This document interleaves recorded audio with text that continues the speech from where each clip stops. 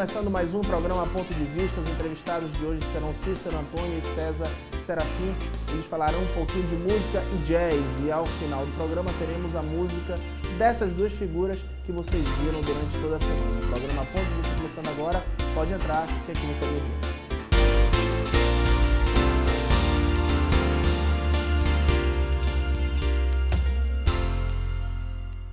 De volta com o programa Ponto de Vista. Hoje terei dois entrevistados. Falarei com Cícero Antônio, ele que é trompetista e trabalha com instrumento de sopro, sem falar da percussão. E também conversarei com César Serafim, que quem acompanhou nossos programas na semana viram a verdadeira aula de música instrumental que eles nos deram aqui no programa. Gente, muito obrigado pela entrevista. Como é que foi para esse baiano sair primeiro da Bahia e pensar, peraí, mas eu não vou tocar axé, eu não vou tocar rock, eu vou tocar jazz, eu vou tocar blues, já que é uma situação que não tem nada a ver com a Bahia? Bom, primeiro a nossa alegria de estar aqui com vocês, e a música está em nossa vida assim como andar, como falar, né? No meu caso, eu descobri a música com 8 anos de idade. Apesar de ter me naturalizado na Bahia, eu nasci em São Paulo, nasci e me criei na capital paulista, tá? E foram 21 anos da minha vida e servi o exército. Após eu ter terminado o serviço militar, eu fiquei certo que aquela não era a cidade onde a minha essência, meus aspectos artísticos, musicais e culturais iria se desenvolver. Aí eu conheci um grande cantor chamado Lazo, cantor baiano, que é uma das melhores vozes desse país. Conheci em São Paulo, e eu estava dando um concerto, fazendo um show com uma banda. Ele me viu e me convidou para ir a Salvador. E fui.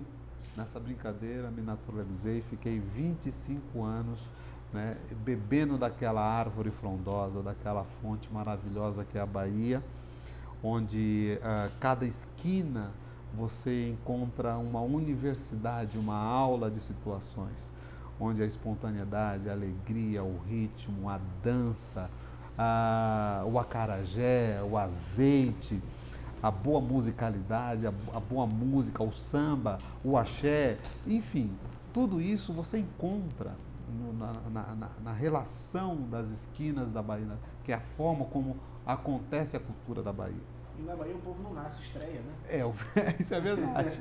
Eu também costumo dizer de que se você balançar a árvore em Salvador, vai cair a banda de música.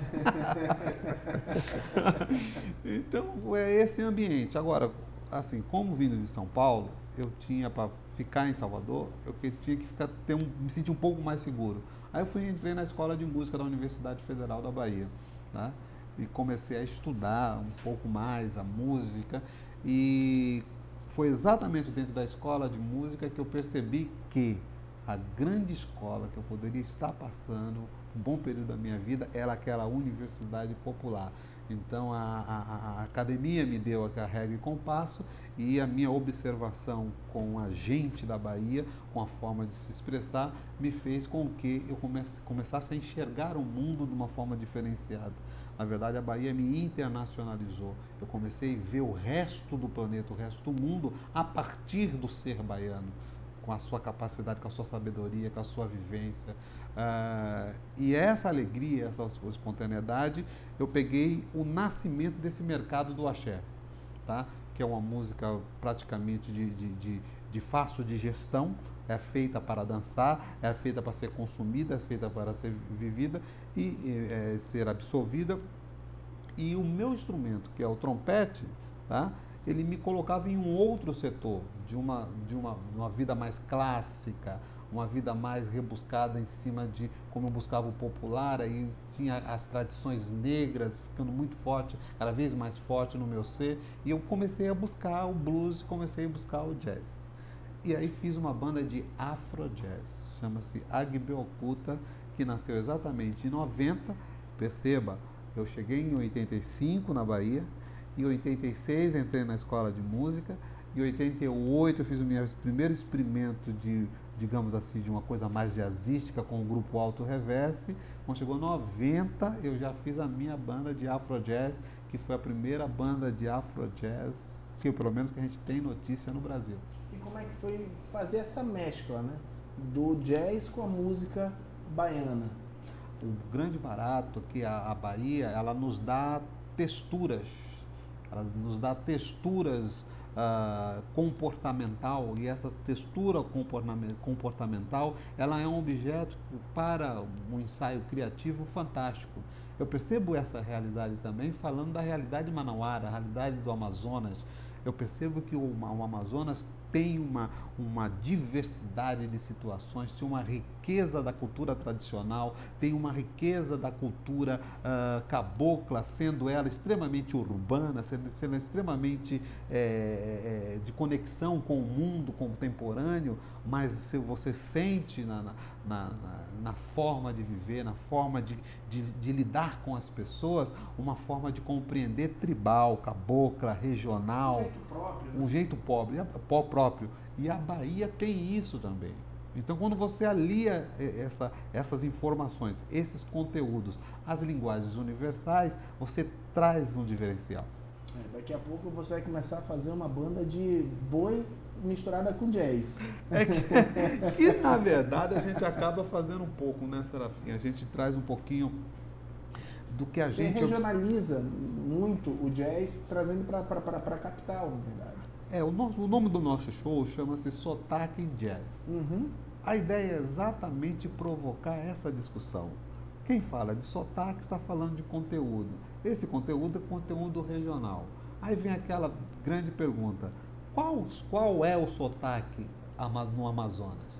Como se forma o sotaque no Amazonas? Quantos sotaques será que podem ser percebidos no Amazonas? E como o Amazonas, que transforma tudo isso num grande liquidificador, absorve isso e joga para o resto do mundo? Então, o nosso show ele acaba sendo a provocação desse tipo de discussão.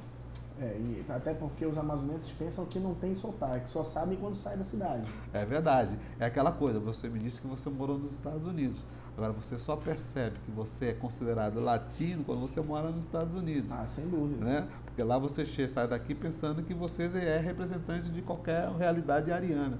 Quando você chega lá, você percebe que não é bem assim. Né? As pessoas já perguntam lá, vem cá, dança aí, samba aí, ô brasileiro. Porque se você não soubesse sambar, você não é brasileiro. Já começa por aí. Então já começa uma questão latina bastante forte. E eu acho que a gente, nos últimos anos, a cultura brasileira tem sabido entender um pouquinho mais dessa dinâmica. Essa coisa do lado territorial. Né? Essa coisa das essências naturais regionais. E isso tem sido feito, inclusive, por grandes indústrias que têm se transformado muito desses conteúdos em bons negócios. Ok, vou fazer só um pequeno intervalo. Volto já com o programa Ponto de Vista.